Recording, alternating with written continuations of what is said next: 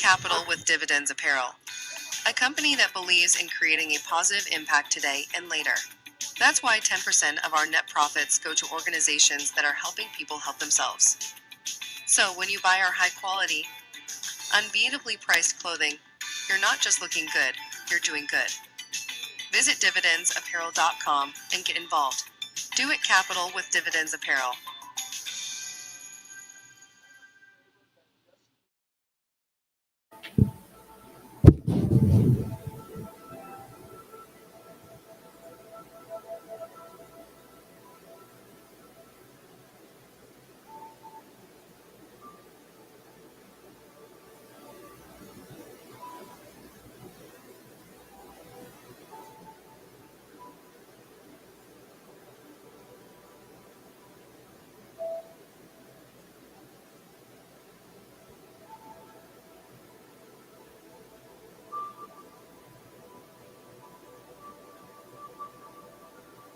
I'm a hustler on a mission, grinding for that spot, a brand new pot to piss in. Trying to school my partners, I don't think they pay attention. I'm sticking to my vision, on the road to the riches.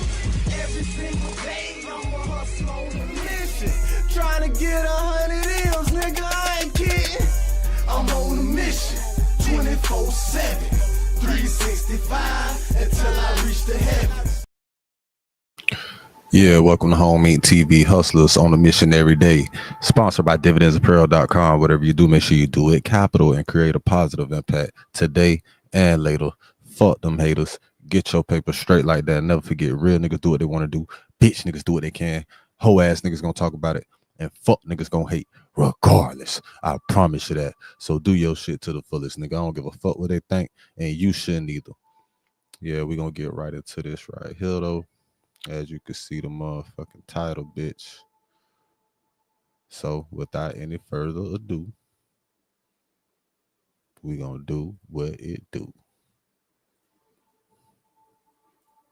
See what the hell they talking about. Welcome Chicago rapper Lil Durk. Lil Durk targeted a rival rapper in a murder for hire plot back in 2022. He's in the hospital tonight after being attacked in federal prison. Welcome back to Star Hush, where glitz, drama, and downfalls collide.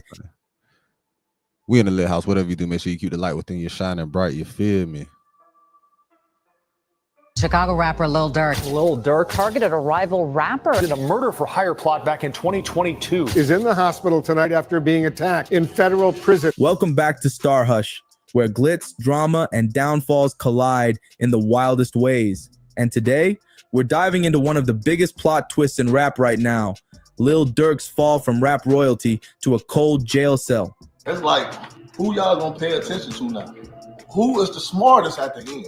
The person that alive and free and living their life, winning all that money from go down the drain for nothing. Free Durk, man. Hey man, I don't want to see nobody booked. I don't want to none of that. I ain't on, you know. But Mama Duck been telling y'all, there's a lot that was going on behind the scenes that y'all don't even know about. You know what I'm saying? Like they said, he already knew. Just 5 months ago, he was flying high, literally. Private jets, diamond chains, oceanside mansions, and chart-topping hits. But now, he's locked up in MDC Los Angeles with the feds breathing down his neck on serious federal charges. Lil Durk locked up. Murder for hire. Charge. Murder for hire. Murder for hire is crazy. OTF Jam.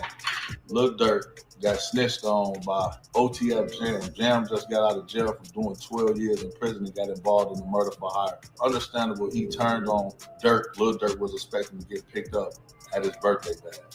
So Durk already went up like that. He knew it. Most people have no clue that in 2025, there's a hidden law that allows any American to launch their credit scores into the 700s in just weeks from the comfort of home. You see, there's one simple credit mistake you must never make when dealing with credit bureaus if you want to quickly... He knew it. The streets are whispering and the indictment is loud. Durk allegedly put money on someone's head. And if the government proves it, he's not just doing time, he's staring down life in prison. No deals. No mercy, no way out. Right now, and them people's eyes, man, Durk killed these people. Durk did everything, man. Durk paid for that. Yeah, man, that's what the people gonna say. What the other shit coming out right now? You talking about, oh, he can't stop making three-way calls. Get y'all goofy ass. So how is he gonna do a pre-trial? Because he making a three-way call? He making a three-way call mean he gonna get out and still be around gang members and do all that. Come on, man. They let him out in the ladder. Him and King Von couldn't hang out around each other. They did it. So it don't even make sense. The system. So what's it like for the OTF frontman behind bars?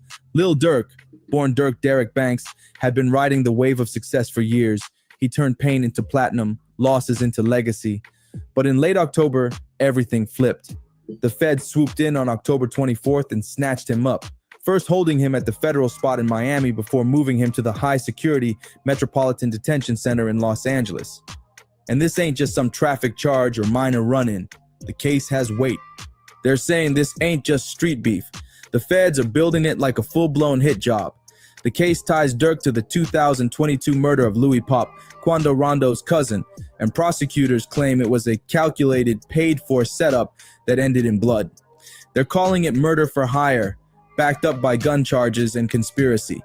That's not just smoke. That's legal fire. And here's where it gets colder. Durk's team tried hard to get him out. They put up a $3 million bond offer to the court, hoping money would talk. But the judge wasn't hearing none of it.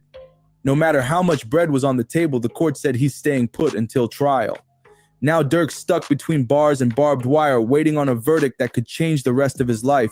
And I always wonder, why would they do that if it's stated that you're presumed, that you're innocent until proven guilty? You should be able to be let bond out. You feel me? Don't make it so bad they allow the other motherfuckers to bond out. I'm not gonna go there. From being the voice of the trenches to possibly never seeing the free world again, this fall is hitting different. After his bond was denied, reality hit hard. The court made it crystal clear.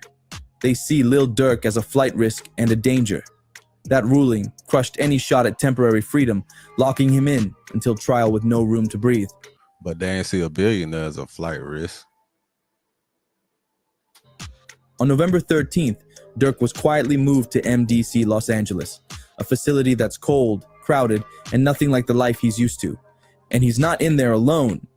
Some of his tightest OTF affiliates are locked in right beside him. Kayvon Cuss Grant, DeAndre Dede Wilson, Keith Flocka Jones, and Asa Boogie Houston. These were the guys he once ran the streets with, built loyalty with, and stacked paper with. But now, they're facing the same heavy charges, trapped in a concrete cage, waiting to see what their futures look like. If Durk thought MDC would be lighter than the Miami joint, he was dead wrong. MDC Los Angeles may look modern, no spooky iron bars or dungeon vibes, but don't get it twisted. This place is ruthless. It was built back in 1988 to hold pre-trial detainees, folks still waiting on a court date, not serving sentences. But now, overcrowding, limited staff, and non-stop tension have turned it into a powder keg ready to blow. Unlike state prisons where inmates are split by security levels, MDCLA is a mixed jungle. Drug lords, gang bosses, violent hitters, and even white-collar criminals are all thrown in together. One roof, no buffer. That setup, dangerous. Too many egos, too much street rep, not enough space. Violence. Density is a tool to record your DJ set and master.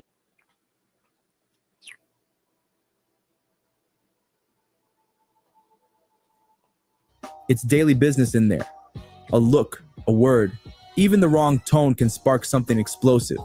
And when it does, it's every man for himself. Being famous means nothing behind those walls.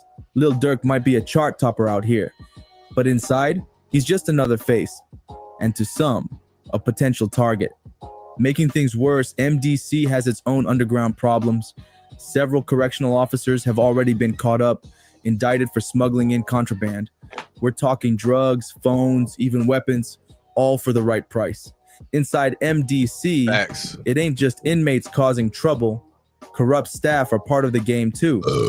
Some officers are straight up turning a blind eye, letting underground networks thrive inside the walls. Contraband moves, secrets get passed, and power shifts fast.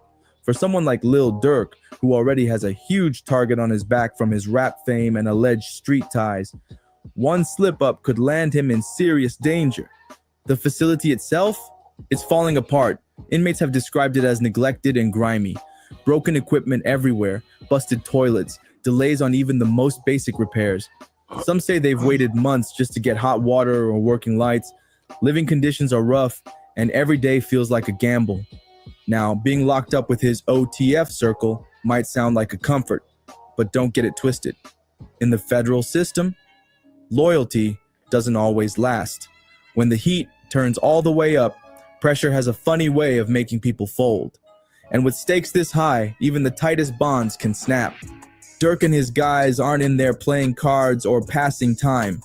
They're literally fighting for their lives. The feds came prepared. And from the looks of it, the case is stacked with evidence. As the trial date creeps closer, the tension inside those walls is only rising. Informants, secret plea deals, hidden microphones, it's all on the table now. Nobody wants to be the last one standing with no deal in hand. And don't forget, federal jails love to play the separation game. When multiple people are tied to the same case, officials will keep them apart on purpose, blocking conversations, breaking any chance of syncing stories, and watching for signs of witness tampering. So even though Durk's crew is inside with him, it's unclear how much contact they actually have. To make matters worse, Durk has already drawn heat from prison officials. According to court records, he's been caught making unauthorized three-way calls, a direct violation of MDC's rules. Prosecutors pounced on it instantly, using it to argue that Durk can't even follow basic jail regulations. And if he can't do that, what does that say about what he might do outside those walls? He can't make a three-way call. He can't have his people make a call three-way for him. Why? Because he in the Fed. When the fuck that shit? All right, so boom. I can't make a three-way call, right? I can't have my niggas make a three-way call when they calling, right over. You know what I'm saying? When I call them, they can't make a three-way call. All right. Is that considered a three-way call if there's somebody else on another phone? They got somebody else on another phone. That's not a three-way call. Is they technically a three-way call because they could hear the other person and shit like that? I mean, they're going to be able to hear them, but is it because it's tapped in, the person actually clicked over, they gave them a number? Or is it a three-way call just because he gave them a number and he made the call and talked to somebody else? Is that what y'all like? I don't know. That shit crazy, though. So, hey, man. Hey, stay out them crackers' face, man. So if he's breaking rules behind bars, how can the courts trust he'd follow the law if released? That three-way call violation turned into just another nail in the coffin for Durk's bail hopes, a red flag the prosecutors were quick to wave. But beyond the rule-breaking and physical danger, there's a whole different war going on. The mental one. He can't three-way call because they want to motherfucking track the people that he called in on the phone or something. Is that what it is with y'all? Y'all want to be tied in that much? Y'all want to... Man, look, my partner was doing a little motherfucking couple months in the county, bro. I was able to book, like, put money on this shit on the phone, canteen, and shit like that from the little app, right? Why these motherfuckers switch up the system to add money and shit like that? Like a week before he finna get out. A week before he finna get out and shit. Like they want to know what I'm saying. Okay, now you gotta, all right, now to put money on this person books, you need to put your ID up. You need, know what I'm saying? Like, what the fuck? Man, y'all crazy. So y'all need me to put my ID up to give a nigga canteen money? So y'all need all this extra information now. I'd have been making sure my dog shit been straight for like 5 months. Now all of a sudden, 2 weeks before he get out, y'all want a nigga ID information and shit to sign in and send my boy a little more money for when he leave that bitch. Y'all crazy as hell, man. This shit all of the game is strategic against niggas, bro. What the fuck? Like, look how the government do you, bro. The police is just a form of the government, like a the fuck I'm trying to say. Just a category in the government, bro. They using against niggas. Like, think about it. They use the coronavirus for the vaccines. They pushed the vaccines on people, told niggas, y'all gonna lose y'all job. Y'all ain't gonna be able to come over this bitch. Y'all ain't gonna be able to travel and leave this bitch. Y'all ain't gonna be able to do none of this shit if you don't get this vaccine.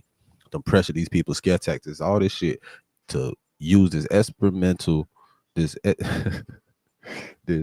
experimental motherfucking vaccination on the American people. So many people fucked up behind that shit. Like,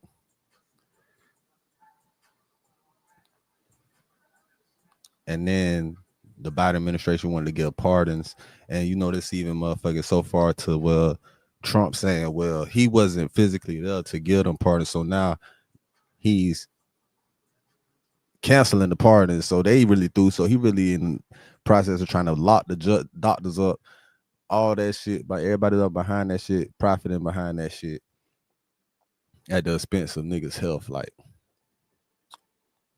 and my question is to these doctors and shit that were doing all this shit, telling people to get the vaccine,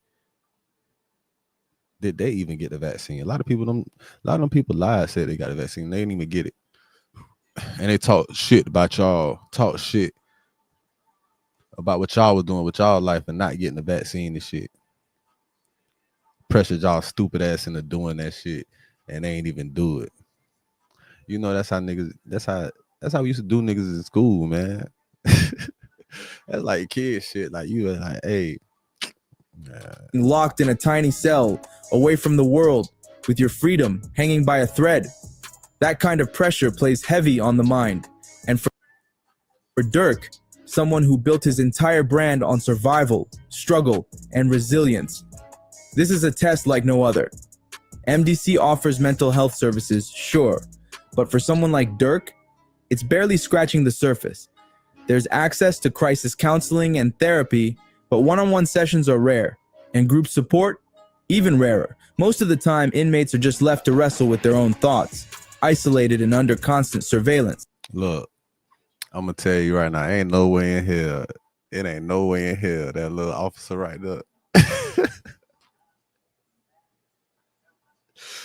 Hey man, she's helping a young brother out, and she helping probably a couple young brothers out.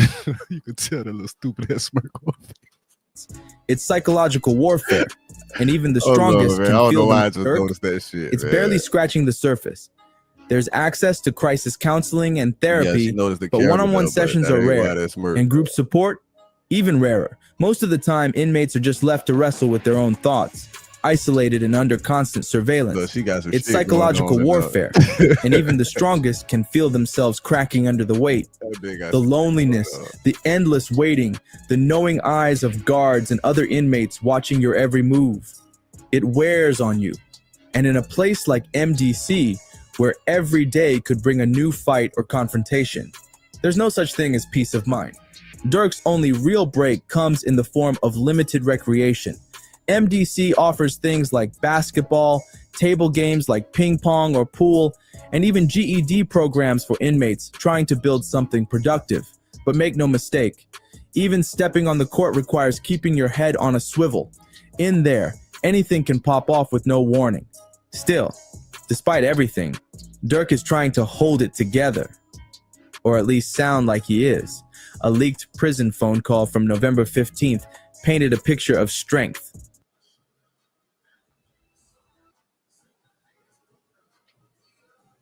Dividendsapparel.com. Teespring got me fucked up, but they finna motherfucking fix my shit.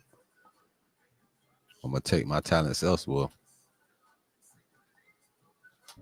On the call, he told a friend he was keeping his head up and staying focused on reuniting with his family. Just got off the phone with my brother at Durk, read the Instagram caption. He in good spirit, staying positive, and fighting to get back home to his kids and family. We not glorifying negativity. Even behind walls, the message Durk is sending out, he's still pushing, still trying to stand tall through it all. We're more than just street guys. We're men of honor and code. That's the image Lil Durk has always tried to project. But now, people are starting to question how much of that was real and how much was just a front. Because no matter how solid you are, prison changes you. The constant stress of a life-altering trial, the weight of wondering who might crack under pressure, and the fear of knowing your next move could cost you everything, it adds up fast. Durk might be calm on the phone, putting up a strong face, but behind those cold jail doors, he's caught in a war unlike anything he's ever experienced. And if things keep heading the way they are, that jail stay might just become permanent. Let's break down where things stand in Lil Durk's legal storm. What started off... Man, that shit fuck niggas up being in there like that. Especially when you got them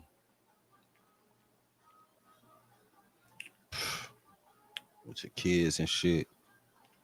When you got a young ass kid. That shit fuck with your boy. My partner used to be tripping, man. My partner used to be tripping. Right? He said, man, I don't know how the fuck I fucked up like that, man. I let the bitch catch me with this stupid ass bitch at the gas station before I had to go turn myself.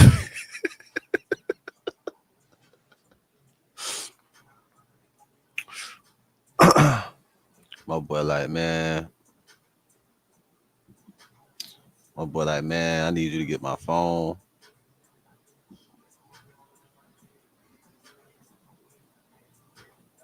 Man, there was so much shit, dog. My boy would hurt though. My boy like, man, fuck that pussy ass bitch. I don't give a fuck what the bitch do.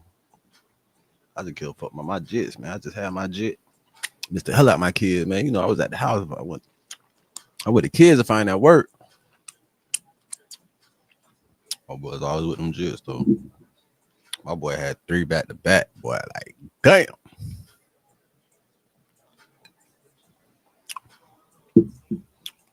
My boy tripping about that shit though, but that's the main thing a nigga give a fuck about them damn kids. When they fucked up like that, you can't see them. That'd be a nigga motivation for real. With majority of shit, that's what keep a lot of people going for real. Like with a lot of shit, even if you can't see your jits, you got that hope. Like even with your stupid ass baby mama doing some stupid ass shit, that'd be a nigga hope. Like, you know, I'm gonna see my jit again. You know what? My jit gonna grow up. My jit smart as fuck. They gonna know exactly how stupid they motherfucking mom is, and they gonna realize that shit for themselves. And then we gonna be straight. Like Tyrese and his daughter. You know what I'm saying? It'll work out. It all work out. You hear me? As a single murder for hire charge has now snowballed into something far more dangerous. The rapper and his closest OTF affiliates are now facing a full-blown RICO case, the kind that doesn't leave much room for escape. If convicted, Durk's not just looking at a few years. He's staring down life in a federal prison. No parole, no early release, no exit strategy. The feds don't want to just lock him up. They're looking to bury him. In November 2024, the first superseding indictment dropped, and it was stacked. It lays out a long web of alleged conspiracies, violent incidents, and retaliation that reaches back years. This ain't about one crime or one moment. The government is painting Lil Durk as the mastermind behind a powerful criminal operation, using his Only the Family imprint not just as a music label, but as the front for a violent street crew. To the feds, OTF is more than just a brand. It's a well-oiled gang, allegedly responsible for shootings, assaults, and organized chaos in multiple cities. And if there's one thing the federal government has perfected, it's using RICO, the Racketeer Influenced and Corrupt Organizations Act. Originally designed to bring down the mafia, this law has become the government's go-to weapon for dismantling rap crews and neighborhood cliques. Now they're pointing the finger straight at Durk, accusing him of being the shot caller, using his fame, his money, and his influence to greenlight hits, reward violence, and keep OTF locked in as a dominant force in the streets. According to the feds, the heart of this RICO case beats all the way back to one tragic moment, the 2020 murder of King Von. But his death wasn't just another grim headline in the drill scene. It sent shockwaves through the streets and the industry. Prosecutors claimed that after Von was gunned down in Atlanta, Lil Durk didn't just mourn, he moved fast. They're saying Durk allegedly put a bounty on those he believed were responsible. And that decision triggered a violent domino effect. That includes the infamous August 2022 ambush on Quando Rondo's crew in Los Angeles. The feds allege that Durk didn't just sit back, he personally ordered the hit, sending his guys across state lines with one mission: find the rival and take him out. And this time, the feds claim they came with receipts. We're talking surveillance footage, tapped phone calls, text messages, and even rap lyrics they say are more than just bars. They're confessions. This isn't just a case built on vibes. The prosecution says this is months of deep investigation, inside informants, and straight up witness cooperation.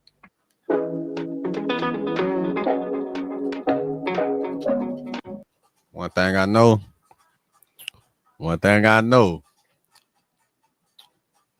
that boy Durk got a team. He got a good little lawyer team now. I forgot about the little bitch that was his lawyer. The bitch got a little lawyer team now. Durk isn't the only one caught in this legal tornado. His crew, the core of OTF, is going down with him if the feds get their way. Names like Kayvon Cousin Ivani Grant, who's being accused of helping set up the hit, from organizing the crew to locking down weapons. Then there's DeAndre D-Day Wilson, allegedly one of the key guys who traveled out to LA to carry out the plan. Keith Flocka Jones is being pegged as one of the actual shooters, said to have pulled the trigger with others during the ambush. David Brian Lindsay, known as Brown, is another name in the mix. Investigators believe he helped with prepping the entire operation. And Asa Boogie Houston, he's accused of driving the getaway car and helping clean up the mess afterward. The indictment lays it all out, over 25 overt acts tied to the conspiracy.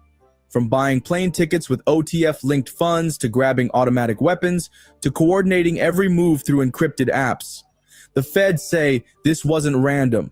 It was planned, mapped, and executed like a military operation. Every single move? The feds say it was calculated. And it's not just about putting Lil Durk and his crew behind bars. The government wants to wipe them out completely. They're going after everything. We're talking full-blown criminal forfeiture, meaning if convicted, Durk and his co-defendants could lose it all. Homes, luxury whips, designer jewelry, and even the money made from any music linked to the alleged crimes. The feds aren't playing checkers. They're playing chess with high... And that's what this shit really all be about. The fucking money. Motherfuckers don't give a fuck about a nigga dying. The motherfuckers give a fuck about the money they could get from your ass for locking your ass up for the shit that your ass been portraying out here in these motherfucking songs and shit. They could use this shit again as evidence against you, bitch. They will. The first opportunity they get, they're gonna put you under investigation and track your ass for at least motherfucking 4-5 years. Anything they could put on your ass, they're gonna put that shit on your ass. If you ain't getting no money like that, you ain't got no money, you ain't got shit to worry about. Tech tools go to the Fed. And airtight strategies. Witnesses aren't their only weapon anymore. They've got advanced surveillance, phone taps, and digital breadcrumbs all lined up. Word is, and I'm gonna take you back to something that Ice Cube said, nigga. The same niggas that own the labels, the exact same people that own the labels, own the prisons. So if I own the labels and I could get these musicians to program the people of America to keep my business booming with the prison system, and not only that, if I could fuck around, get a percentage from the government and the judicial system from specific artists that may be engaging in certain shit, and we could take all of their assets and royalties, and I could get a percentage off of that. You don't think the motherfucker gonna do that shit? The FBI intercepted a string of phone calls between Durk and members of his circle.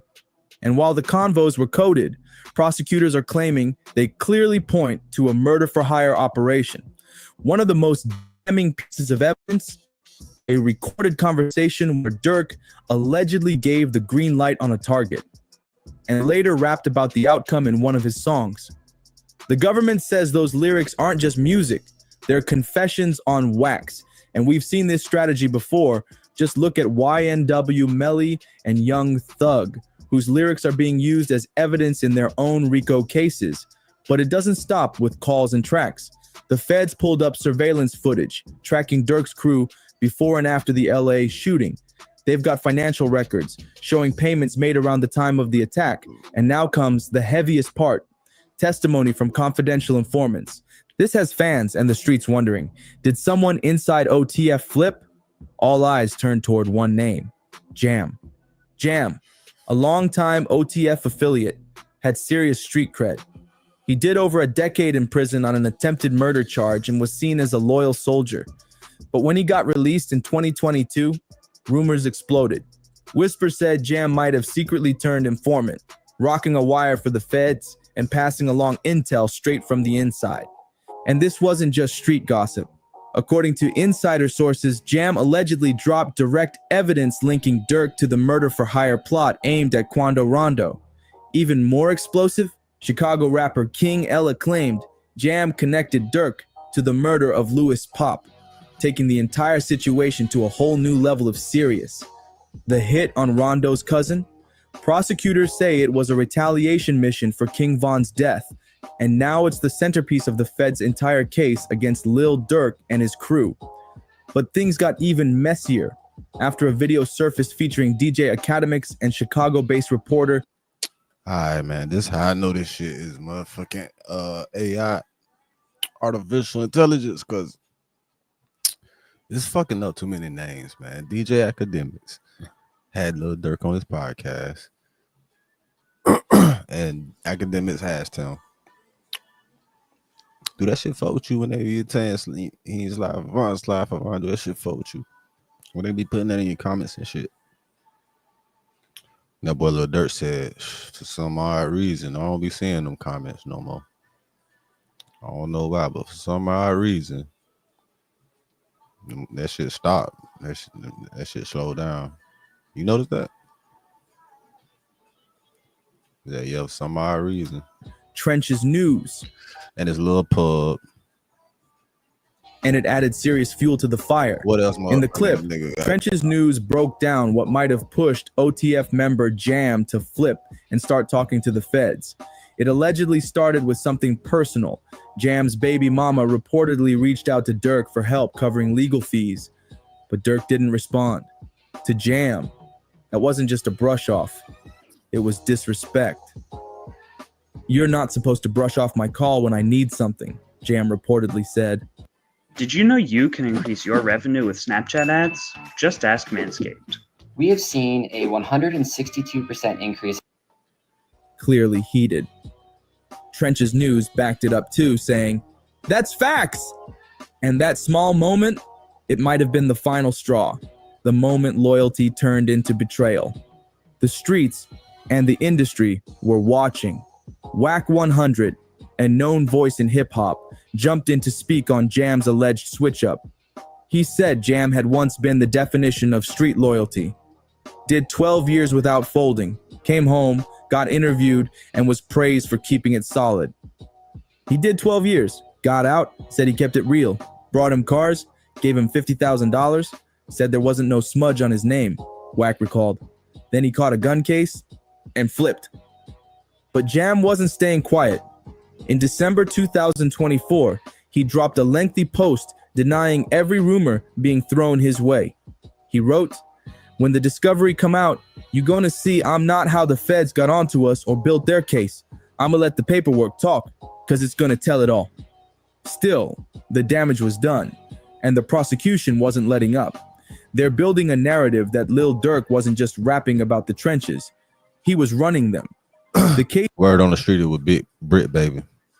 It was Brick Baby that motherfucker was talking. Word on the street, allegedly news. This is built to show that Durk wasn't just an artist telling stories. He was allegedly calling shots, funding moves, and managing a real-life street operation behind the scenes. If Lil Durk falls, it could mark the collapse of one of the most dominant movements in modern hip-hop. His music, his name, and everything he's built, the label, the lifestyle, the legacy, it's all hanging by a thread. Fans haven't given up just yet, though. Social media is flooded with #FreeDurk posts, people begging for justice, hoping for a miracle. But reality, it's looking dark. The same Chicago rapper who once moved like he was untouchable is now staring at the real possibility of spending life behind bars.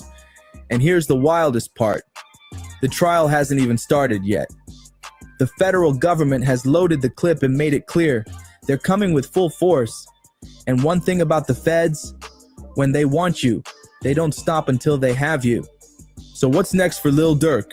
The clock is ticking and pressure is building. What was supposed to be a fast-track trial has now been delayed, giving both the prosecution and the defense more time to prep. For the government, that's time to stack more evidence. For Durk, it's more days locked in, more uncertainty, and more mental weight as he waits to see how this all plays out. His murder for hire trial was originally scheduled for January 7th, 2025, but now it's been pushed all the way to October 14th, 2025, a sign of just how complex and high stakes the situation really is. According to court records, the feds are working with over 230 gigabytes of digital evidence, 20,000 pages of documents, and countless hours of surveillance footage and witness statements. This isn't a regular case. This is a full-on takedown operation. And with all that on the table, the big question is, does Durk even stand a chance? Or is this delay just dragging out what's already set in stone? Federal prosecutors are treating this like one of the most significant hip-hop linked criminal cases in recent memory. The superseding indictment paints Durk as more than just a rapper. They say he's the mastermind of a violent network, funding hits, organizing crews, and using the OTF brand as a front for deeper street business. But not everybody's buying it. Some legal experts, and even die-hard fans, believe the case isn't as airtight as it looks. They're questioning if the feds are stretching thin evidence and using Durk's lyrics, lifestyle, and fame to paint a picture bigger than the truth. Now here's where the prosecution hits a major snag. Most of what they've got on Lil Durk is circumstantial. That means it suggests involvement but doesn't prove it straight up. One of their key claims? That OTF credit cards were used to book flights, rental cars, and even masks for the alleged hitmen. But Durk's lawyers are already preparing to flip that. Just because someone used an OTF card doesn't automatically mean Durk was behind it. Facts. Multiple people in his circle, from artists to assistants, had access to those resources. The defense is expected to argue that Durk's name may be on the card, but that doesn't prove he gave the green light. Then there's the mysterious message prosecutors are leaning on. A text allegedly from Durk saying, "Don't book no flights or anything associated with my name." Prosecutors are saying this proves he knew something was going down and wanted to keep his name off it. But the defense can flip that too, using it to argue that Durk didn't want any part of a setup and was distancing himself from shady activity. Surveillance footage also shows OTF members meeting up after the murder, reportedly talking payments and even music opportunities. Prosecutors claim this meeting was when money was exchanged for the hit. But here's the problem. Durk wasn't physically present. And without him in the room, it's much harder to prove he ordered or approved anything. Hey, I need help with something. Y'all let me know what was done first. Durk interview with Gilly and Wallow, $1 million worth of game. I think that interview was done first before anything happened with Lil Pub and shit. Some fans and even legal analysts are pointing out that without a smoking gun, this case isn't as solid as the government wants it to seem. There's no direct demand from Durk, no tape confession, and no clear evidence showing him pulling the strings. Unless prosecutors have an undisclosed ace waiting in the shadows, like someone flipping on Durk and directly tying him to the plan, it's going to be tough to lock him down as the mastermind. Online, the support is loud. One Reddit user wrote, "Mark my words, Durk will walk." His co-defendants are in a lot more trouble. Even if someone ratted, that person probably has a record. A good lawyer will tear them apart in court. Others echoed that energy, saying there's no direct evidence putting Durk at the scene of the crime. He wasn't there when the murder happened. And relying on OTF credit cards doesn't hold up when those same resources are used by the entire... But he ain't got to be there for a murder for hire charge, which is what they gave him. Label team. And Durk's new public image, That might work in his favor too. His legal team can argue he's turned a corner, donating to charities, speaking out against violence, converting to Islam, and putting out more uplifting music like All My Life. It's all part of showing a new Durk, one who's focused on growth, not gangs. Another fan broke it all the way down online, saying Lil Durk has a 60 to 80% chance of walking free. And that's based on how the evidence is shaping up.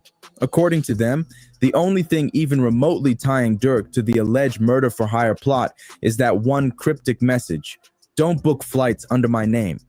The fan argued that instead of showing Durk was involved in something shady, the message could actually prove he was distancing himself from whatever was going on. In other words, he might have been saying, "Whatever y'all planning, keep me out of it."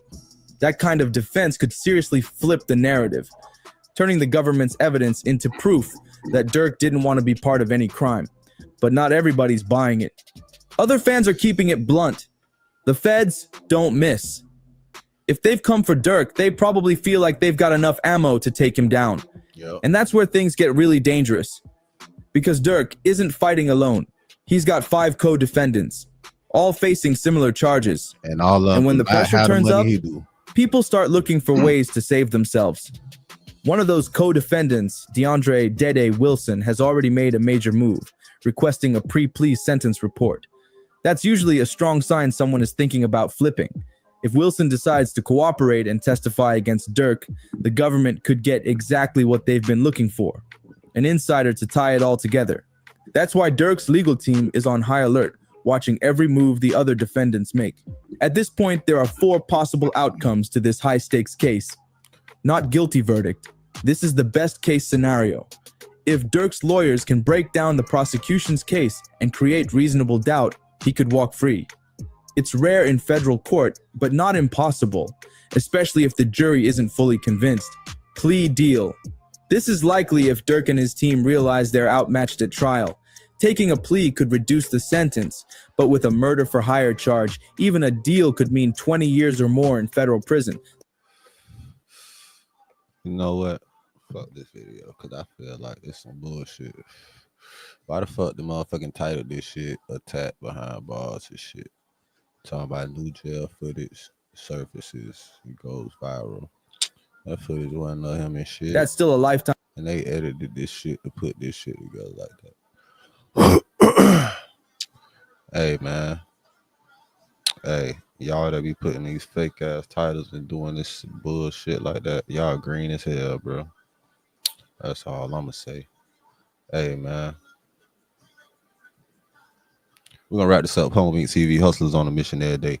Dividendsapparel.com. Whatever you do, make sure you do it capital and create a positive impact today and later. Fuck them haters. Get your paper straight like that. Never forget, real niggas do what they want to do. Bitch niggas do what they can. Hoe ass niggas gonna talk about it. And fuck niggas gonna hate regardless. I promise you that. So do your shit to the fullest, nigga. I don't give a fuck what they think, and you shouldn't. Hey, I'm a hustler on a mission, grinding for that spot, a brand new pot to piss in. Trying to school my partners, I don't think they pay attention. I'm sticking to my vision, on the road to the riches. Every single day, I'm a hustler on a mission, trying to get 100 M's, nigga, I ain't kidding. I'm on a mission, 24/7, 365, until I reach the heaven.